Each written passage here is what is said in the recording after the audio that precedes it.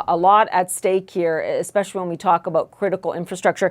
I'm fascinated by something that you told our producer, was that you believe that perhaps the cyber attacks are going on right now, but that the U.S. isn't disclosing many details about them, that they really don't want the conflict to escalate. Can you just tell us more about that?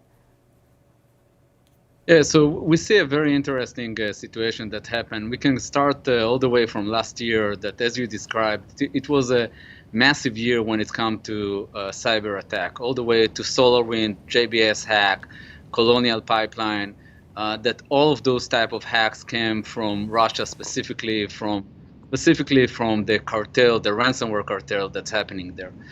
In January 15 this year, basically the main cartel, REvil group, has been arrested by the Russian, and since that point in time, we basically stopped seeing attack when it's come to ransomware. It's become very, very, very quiet. We believe that those group has been recruited to serve and switched from being a basically state-ignored group to be a state-controlled. And we believe that right now those groups are going to start being operationalized in the US specifically to start attacking. And to be honest, in the past few weeks, we're starting to see an escalation of more and more attacks that ended up with the president saying, hey, everybody, you have to be aware that this is going on and you have to do something about it very, very quickly. And what would be the key targets of those attacks? Yeah, so if you're going back to last year, it was one big espionage attack that I don't believe going to be kind of the main push from the Russia side of the house. And basically ransomware and the ability to create a push or a pressure on the economy in the US, this is something that we believe that's going to start happening specifically after the sanction that's starting to become more and more effective inside Russia. So I believe that what we're going to see is more ransomware attack here in the US, more targeted ransomware, that their job is to create pressure on a private company. And by doing it, it's basically create a pressure on the government here in the US. In terms of that pressure, though, do you think that they would escalate further to have something that would attack critical infrastructure, whether you're talking about water treatment plants or, as CNN has just learned, the fact that they were scanning some of those energy companies, or even something like, God forbid, looking at banks as targets?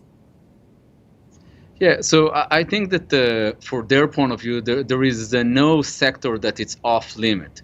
And we saw it last year, all the way from a meat packing company, JBS, to the Colonial Pipeline that has been hacked and basically supplied the oil and gas to the East Coast. We know that the financial sector is getting hit all the time. We know that our financial sector here in the US is fairly protected and using modern technology in order to make sure that they are protected. And we know that the utilities companies, in a general broad of speaking, they're less protected and less resourced in order to deal with this type of attack. So absolutely, we believe that they're not going to wait and choose and pick what they're hacking. They're going to go after everything that they can. In terms of individuals or even small businesses, and I know we talk about these cliches all the time, but what can we do to make sure that it doesn't affect us? Yeah, so I think that there is a basic steps that everybody can apply, all the way from if you get an SMS that you don't know where you got it, or an email with a link, just don't press the link. And in many, many times, this simple step of ignoring those SMS and basically social engineering techniques, this is the ability to lure you to click something, to have access to your computer or phone. If you basically pay attention to those things, this is something that that is very, very effective, to be honest, in many cases as an individual. When it's come to companies, I think that companies have to realize that they have to start using not an ancient technology like they used to be, like firewalls and antivirus, and actually modernize their ability to protect themselves using new technologies like EDR that the president talked about, and XDR as a mean to protect against these type of ransomware groups.